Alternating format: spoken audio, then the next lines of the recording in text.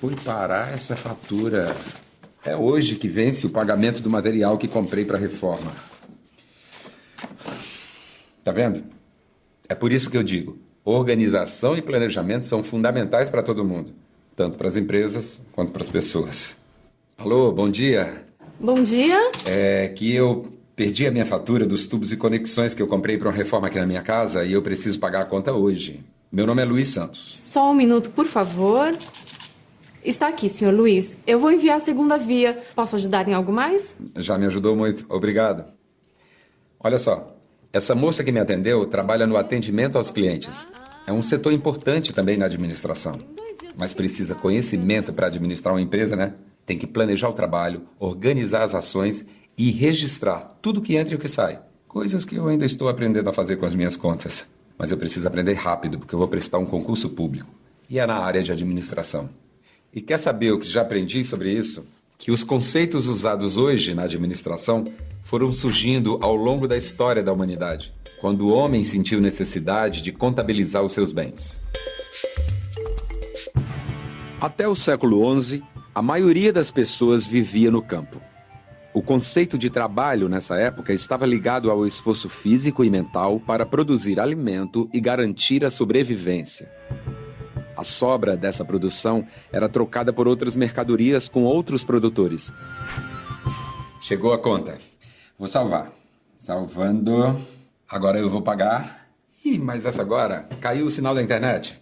O jeito é imprimir e pagar mais tarde no banco. Vou aproveitar o tempo e rever a matéria do concurso. Naquela época, quando existia o escambo, a organização do trabalho era bem diferente da que vemos hoje em dia. O que a gente pode entender de escambo é a troca simples de mercadorias por outras mercadorias equivalentes. Aquela velha história, quantos quilos de batata correspondem a uma ou duas vaquinhas. Vai mudar quando os senhores feudais partem para aventuras ou empreitadas militares. Isso vai envolver um custo enorme e assim vai haver então uma mudança na relação do trabalho. Muitos servos simplesmente saem do feudo e vão tentar a sorte nas cidades que surgiam por volta dos anos 1300, 1400. As inovações das técnicas agrícolas favoreceram o aumento da produção, a expansão do comércio e a revitalização das cidades. Com isso, surgiram novas ocupações, como comerciantes, ferreiros, marceneiros, artesãos. No século XIV, a expansão das cidades e a organização do comércio provocou o surgimento de uma nova classe social, a burguesia. A classe burguesa se associava então aos reis, ao reinado, que eram os governantes da época, e faziam crescer ainda mais o comércio num sentido global. Enquanto a Europa vivia todas essas transformações, no Brasil começava o período colonial. Aqui e em Portugal, o depósito para estocagem recebia o nome de almoxarifado, mas também eram designadas de almoxarifados as várias regiões que formavam um reino. Os impostos eram recolhidos no almoxarifado por uma repartição que englobava a provedoria da Fazenda Real. A provedoria da Fazenda Real trabalhava, na ocasião, com o controle e a gestão dos recursos públicos. Utilizava a técnica da contabilidade pública e, consequentemente, fazia uso desses recursos para controle do patrimônio público. O século XVIII, marcado pelo desenvolvimento das máquinas a vapor, chegou com a primeira revolução industrial na Inglaterra.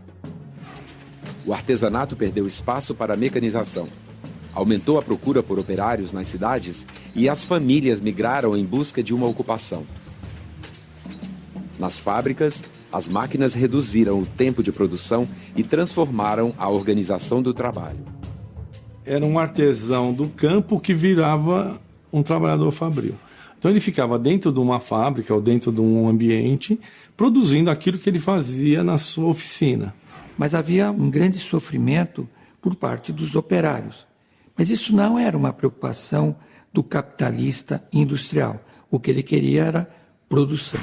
A segunda revolução industrial aconteceu na segunda metade do século XIX. Foi uma época de grandes invenções que propiciou novos estudos sobre a eficiência ou eficácia da organização do trabalho. Surge também uma melhor aplicação da energia a partir de fontes fósseis, como é o petróleo, a aplicação da energia elétrica. Isso vai movimentar, então, as máquinas que estavam sendo desenvolvidas. Surge também métodos, controles e outras atividades para saber efetivamente o que está acontecendo nas fábricas. Tem o dinheiro certinho. Obrigada. Tchau, obrigado. Eu estou pensando aqui, o que teria levado a esse novo método de organizar o trabalho?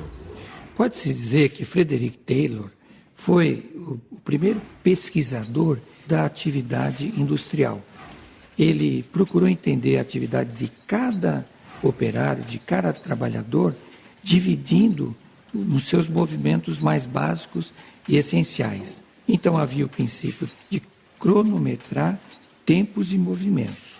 A falha essencial desse tipo de estudo é que não considerava o ser humano como tal. Surge também, com todo esse controle, com toda essa organização do trabalho, o início do controle de custo de produção. Isso tudo não se perdeu lá em 1900, 1920. Até hoje, nós usamos os conceitos do Taylorismo. Nos Estados Unidos, Henry Ford inovou ainda mais o processo de produção.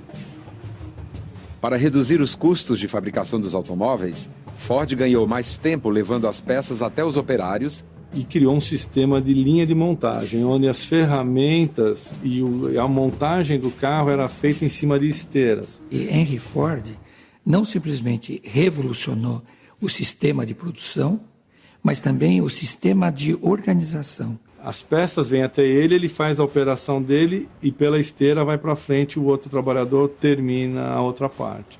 O Ford, ele foi inovador, oferecendo um carro preto para o mercado. Então, eu quero consumir um carro, eu vou consumir desde que seja o Ford T preto. Fazer com que as pessoas consumissem em massa. Por que preto? Porque uma cor é mais fácil de pintar. A linha de montagem era feita num sistema que daria para montar o carro em pouco tempo com alta rentabilidade. Vou pagar a conta.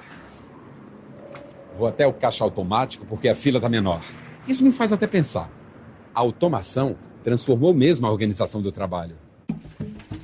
Taishi Ono foi um dos criadores do toyotismo, que surgiu no Japão depois da Segunda Guerra Mundial.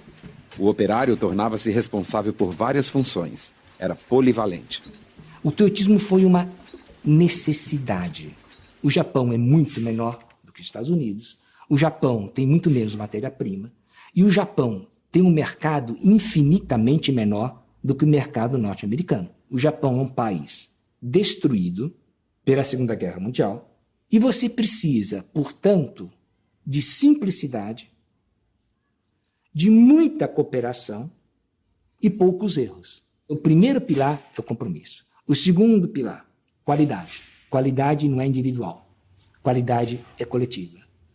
E o terceiro, a reciprocidade. Então o toyotismo ele foi um sucesso porque ele exigiu violentamente, e exigiu, ele tirou o sangue da classe operária japonesa, mas ele deu alguma coisa em troca. Os sindicatos, os representantes dos trabalhadores, vão fazer um acordo com as grandes zaibatsu que vale a holding, a grande organização. Nós vamos começar a lhes dar um emprego vitalício ou quase vitalício. Para aquele trabalhador que está desempregado, está com provavelmente a casa destroçada, não tem perspectiva nenhuma de futuro, é uma oferta tentadora. As técnicas de gestão e administração introduzidas por Taylor, Ford e Ono se espalharam. Passaram a ser a realidade nas indústrias dos setores têxtil, siderúrgico e energético.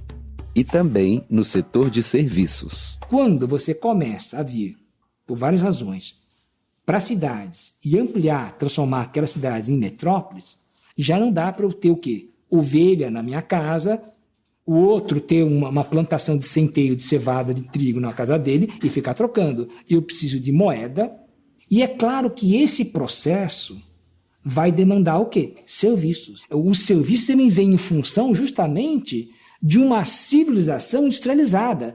Mais do que isso, uma civilização de consumo. E a fatura? Tá aqui, ó. Paga.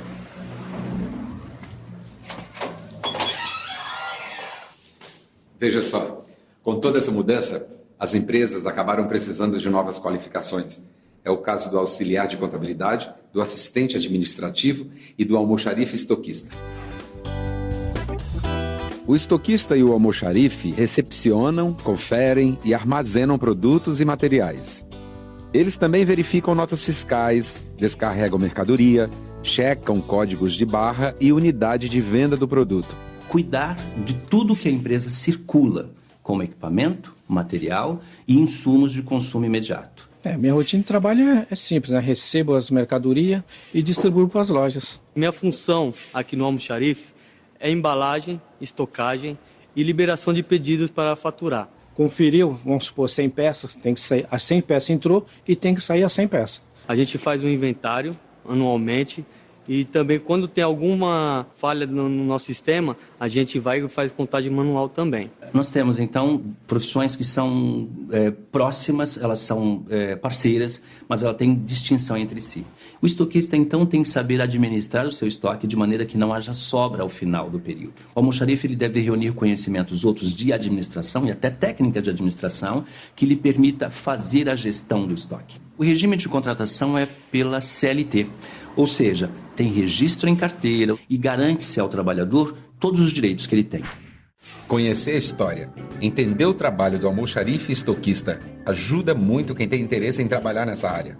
Assista aos próximos vídeos. Eles trazem as práticas dessa ocupação.